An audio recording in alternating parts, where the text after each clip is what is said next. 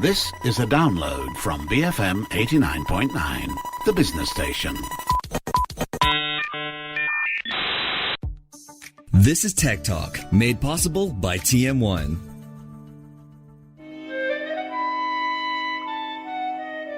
It's Fun Friday. My name is Jeff Sandhu. Refrigeration is a topic we come back to frequently on MSP, mostly because Matt Armitage can't actually cope with the tropical climate he chose to live in with. Today, we take a look at solutions to refreeze the Arctic and how our addiction to cold air could be warming the planet. So Matt, you have an obsession with being cold. So we know when you complain about the temperature in the recording studios, it is really, really cold. Well, hey, Jeff, I mean, yeah, of course, when I first came to Malaysia all those years ago, it wasn't as hot as it is now. In fact, I remember when I first came here, there was snow on the ground and the taxi driver at the airport told me not to feed the polar bears. I think you're remembering a fever dream. All youth is a fever dream. You wake up one morning and there's just a stagnant eternity ahead of you. But you've got that to look forward to if you aren't burned up in the fiery hell that is climate change first. Nice link from hopelessness to eternal damnation. Yeah, I have to admit I was quite pleased with that one. But it's true. I do find Malaysia's climate increasingly hard to cope with. Now, I could do the solid research-based thing and look up temperature and rainfall charts over the past 20 years and compare them to similar records over the past couple of 100 years. But who has time for anything that's not on the first page of a Google search? Certainly not you. Double definitely not me. But also because I know a lot of the problem is with me and changes in the way that I react to heat, which, you know, I'm not going to bore people with. Because you're bald and overweight and very, very pale. As I said, boring reasons that don't need to be discussed on air. In fact, I woke up with a start yesterday morning because the air conditioning in my bedroom suddenly clicked off.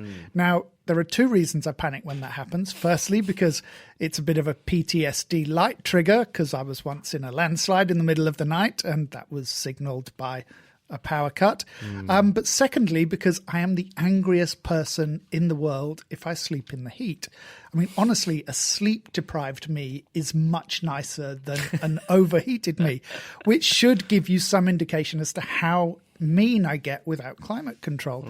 In the end, it turned out that I had accidentally shut the off timer by mistake when I was groping around for the controller in the dark in the middle of the night. So obviously I just turned it back on and went back to sleep. So given the quality of that anecdote, I'm guessing that you're still sleep deprived? Maybe, or maybe I'm just swallowing the meanness. I wouldn't suggest that you drink any of the liquids at your desk, however. The anecdote that thrilled you so much was actually to illustrate our addiction to and our dependence on air conditioning. Is it as interesting as the podcast about sand? Not quite, but the two are actually connected. Geek Squawks listeners may remember that a couple of months ago I recommended an episode of 99% Invisible about sand and its role in creating the concrete empires of our world. And Jeff, after finally listening to it, the episode's called Built on Sand, acknowledged how interesting that episode actually was. So I thought it was one of those slow burner, towards the end of the point, it's going to make sense. But actually, within the first minute itself, it got me hooked. Yeah, I know. It's just gripping. But air conditioning systems are kind of a byproduct of that concrete and sand world.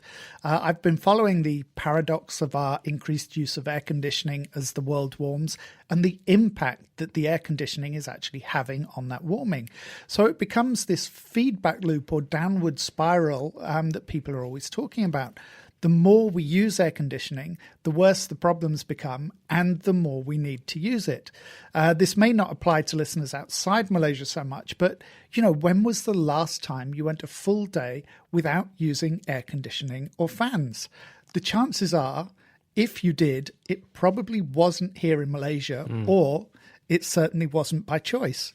And that mechanism our way of life is built on, these electricity generated at remote power stations, this is an incredibly fragile way to live. Like the power cuts across New York on one of the hottest weekends of the year. Well, yeah, the further irony that our energy grids, like our home appliances, aren't actually built for extremes. They tend to fail when they're needed the most, whether it be energy for cooling or for heating. The last time I was in UK, there was a heat wave.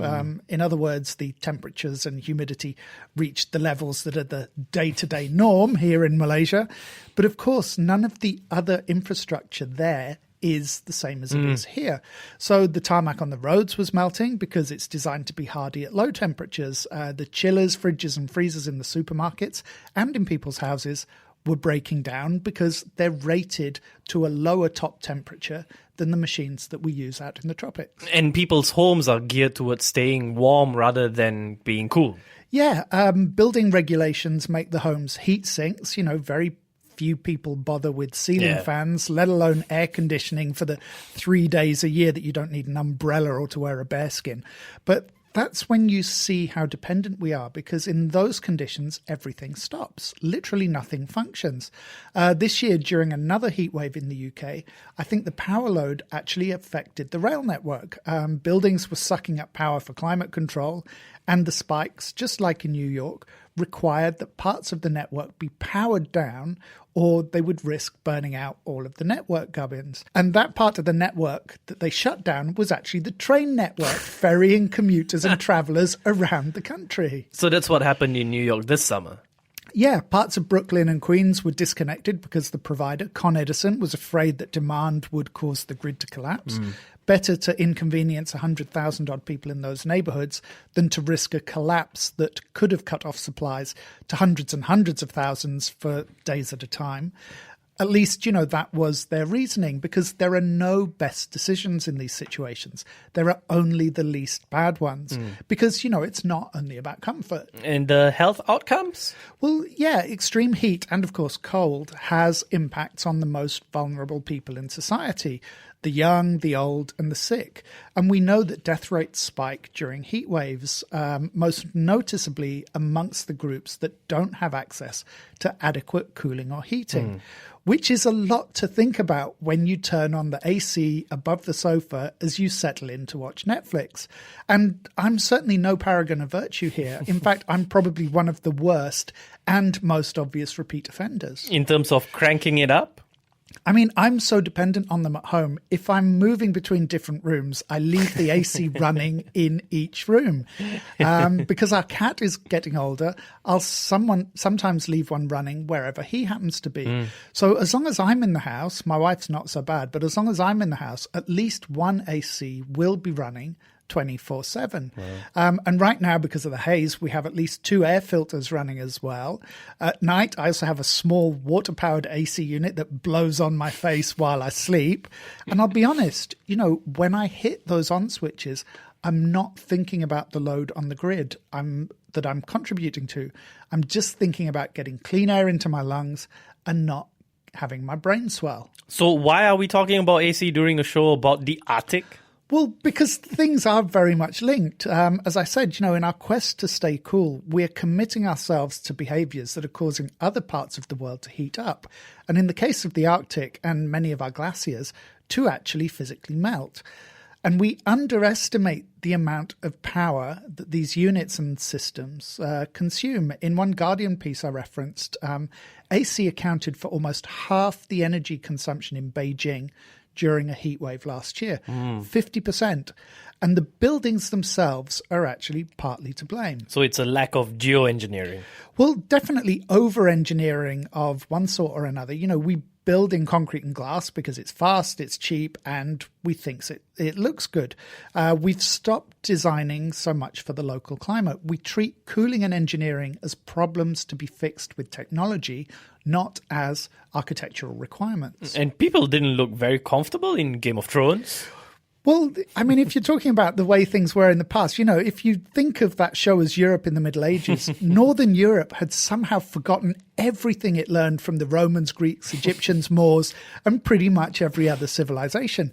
Roman villas had air conditioning based on the evaporative cooling principle.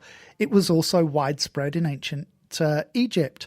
But the key was building for the climate, to use building materials that suit the place you're building in, not to look at them as boxes to be made as cheaply as possible and cram them full of electric-powered gadgets to solve these architectural or design problems. And this is the weird thing.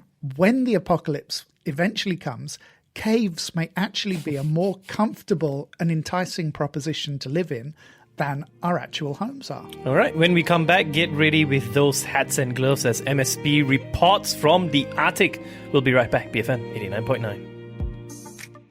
You're listening to Tech Talk, made possible by TM1. Banish feudal mentality. BFM 89.9, the business station. You're listening to Tech Talk, made possible by TM1. And we're back, and this is MSP. My name is Jeff Sander, together with Matt Armitage. Matt wanted me to put all kinds of chilly sound effects into this half of the show and pretend it was recorded on a location in Greenland.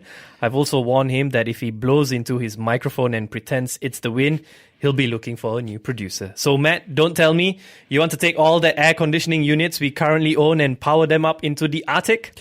You really do spoil all my fun, don't you? No, as much as I would love to do that as a piece of theatre or performance art, no, even I'm not that daft. No, these are actual plans by scientists, by real actual scientists. Well, what's the thinking behind it? Well, anyone who isn't keen on climate science or is living in denial should probably switch off the show now. This isn't a trigger warning. I'm just not interested in having these discussions anymore. If you don't believe that human activity is warming the planet, you're welcome to your opinion, but I'm not going to waste any more time on it. But as we have the evidence for, losing these climate buffers creates all kinds of knock-on effects. Like the rising sea levels, water temperature changes? Well, currents are affected, which also changes the habitats and feeding grounds of marine life. It's also highly likely that it leads to the kind of extreme weather events we're seeing more frequently. Drought, devastating hurricanes, wildfires, heat waves, extreme interseasonal variations, which of course can ruin farm crops and disrupt food supplies. We also overlook the role that glaciers and the poles play because they have a function that's a bit like a mirror. They reflect the sun's radiation and they help to cool the planet. And as they melt, not only is that radiation not reflected, the exposed and dark land and water actually absorb more of that energy. So you lose one positive and you actually replace it with multiple negatives. So people talk about extinction level events. Is that what we're heading for? Well, I wanted to talk more about solutions and science and technology, but we do have this habit of thinking that we're an important species. We're not. We just happen to be the dominant one. And I don't think there's any doubt that the planet will still be here in a few million years, but it's a mistake to think that the planet cares about us. Our lifespans, even our species, occupy little more than a frown in the Earth's life cycle. So if hurricanes and earthquakes and supervolcanoes are what it takes to restore some sort of equilibrium, or for the planet to move to a new equilibrium, that's exactly what it's going to do, irrespective of what we do or say. So really, it's just the cats that I feel bad for. We're definitely not going there. Oh, that's the next 5 minutes of material out of the window then. Well, that leaves me with nothing but science. Oh, finally. Well, okay, geoengineering, we mentioned quickly before the break, but it's something we often talk about, but more in relation to space travel, the kind of extensive terraforming we would need in order for Matt Damon and Elon Musk to share a community garden on Mars, for example. But some geoengineering projects are relatively straightforward. Painting the roofs white in city to reflect sunlight, again, just like the surface of Arctic snow, and repainting and rewilding forest lands and urban areas. These are all straightforward things we can do.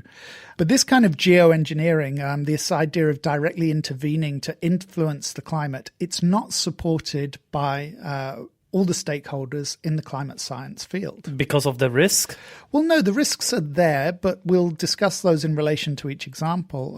But we're not trying to build a Dyson sphere and reflect the sun's cosmic rays into space. For one thing, if we get the angle wrong, life may get very hot for the Mars colonists out tending their potatoes. They might feel like ants under a microscope. But some scientists seem to be worried about the precedent that geoengineering sets, that it says we can pollute pollute and emit as much as we like, and that science and technology will find ways to mitigate those risks. But isn't that what they're doing? Well, the New Scientist quotes Cecilia Bitz, a sea ice physicist at the University of Seattle, Washington. And I'll be honest, I didn't know that sea ice physicist was actually a thing. But the number of things that haven't occurred to me and make sense is probably pretty much limitless. And it certainly makes sense that sea ice has physical properties to research and better understand. Anyway, Professor Bitz points out that we're not really doing that much to limit our carbon emissions anyway. Most people are like you. They just hit the aircon switch. See, I told you that the stories are actually linked. So the question is still, what can we do?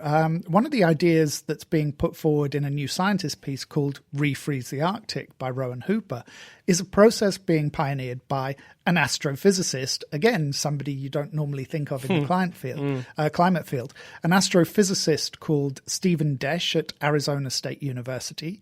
And his approach is actually quite low-tech, but enormous in scale. He proposes simply pumping seawater onto ice during the winter.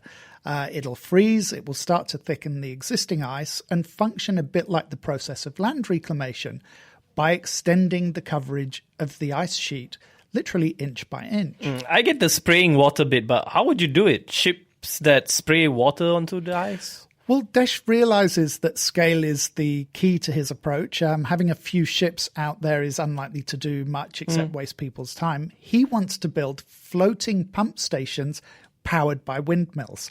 A lot of them. How many? Well, he calculates about 10 million. And at the moment, his trials have all been lab-based. So creating unmanned stations, 10 million unmanned stations that will be robust enough to live and work at sea in such a hostile environment, obviously is still unproven. And then there's the cost. Some estimates put the cost at around $500 billion US dollars, which I imagine would have world leaders like Donald Trump turning orange with anger under the artificial lights. But I have to admit, I do love the kind of steampunk flavor of this. I mean, imagine an ocean of windmills and mechanical pumps. And if it does happen, I guess you'd want Peter Jackson to be the one making the documentary. And that's radical in scale rather than science. Are there any approaches that are pushing the technology side? Well, the strange thing is we've always had the tools to combat the climate crisis, but we've never had the will. And the same goes with the science. It's not so much that we're expecting someone to invent a magic switch or build an app to set the thermostat on the world's molten core to frost over. So really, all of these examples are using ingenious ways to apply our existing knowledge. I can only say ingenious like Inspector Clouseau. Remember, I mentioned painting roofs as a good cooling method earlier. Yeah, you want to paint the Arctic. Wouldn't that be more work than building 10 million windmills? Yeah, but you don't physically have to paint it. So Leslie Field, an engineer at Stanford University, is exploring the option of dropping billions of silicon microbeads across the region. They're incredibly fine. They're actually more like sand, so it's more of a dusting the ice with powder. Tests on a frozen lake in Alaska have had promising results. They've slowed the melt because it gives fresh young ice, which actually has a name, it's called albedo.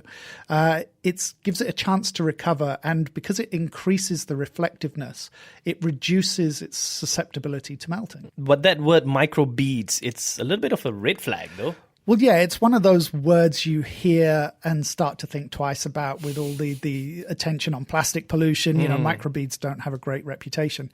Certainly no one knows what the environmental impact of millions of tons of silicon would be on a very kind of fragile ecology. They could end up in the sea, they could end up in the food chain, and that's one of the big drawbacks.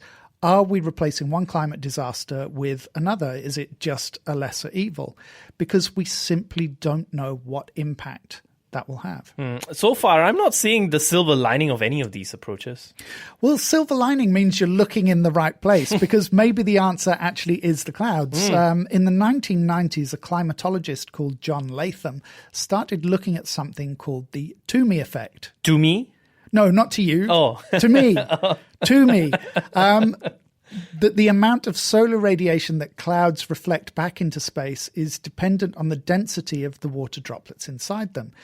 And that this is a much underappreciated vehicle for climate manipulation, because Latham realized that if you were to seed the cloud with more water droplets, then you could actually increase the density. And that would increase the radiation that's reflected back into space. Now, I've kind of simplified this a bit. If you go to the Wikipedia page, it's full of equations. That's kind of where the truth is. So it's just like a cumulus Dyson sphere now. Well, I guess you could look at it that way. Yeah, a Dyson sphere in the clouds. And you'd seed it with planes in the same way Malaysia seed clouds for rain. Well, I guess you could, but Latham's work identified a more straightforward method. Ships leave something called tracks. Essentially, the pollutants they pump out form shiny reflective clouds that you can actually see on satellite images. So we're going to use pollution to solve the problem of pollution? Well, I did say these were radical solutions, but if you think about it, it makes a certain amount of sense. What Latham wants to do is have ships spray droplets of salt water into the lower atmosphere to seed these dense cloud forms. It sounds like we're back to the windmills. Well, it would be, but Stephen Salter, an engineer at the University of Edinburgh, has actually done a lot of groundwork. He's come up with systems for drone ships that will spray this very fine mist into the atmosphere. He's gone as far as presenting his work to the British government in 2017. Unsurprisingly, as the UK government is currently in such a tailspin, its members are probably struggling to decide what cereal to eat in the morning, or if it's even worth getting out of bed at all. So it's money that's holding them up. Of course, money is the issue, but Salter makes a surprising comparison in his comments to Rowan Hooper in The New Scientist. Unlike the $500 billion for windmills and pump stations, Salter could have a pilot program underway, run his trials and a fleet of ships for 2 years, and actually start to undo some of the damage for the cost of the Brazilian soccer player Neymar. Oh, wow, okay.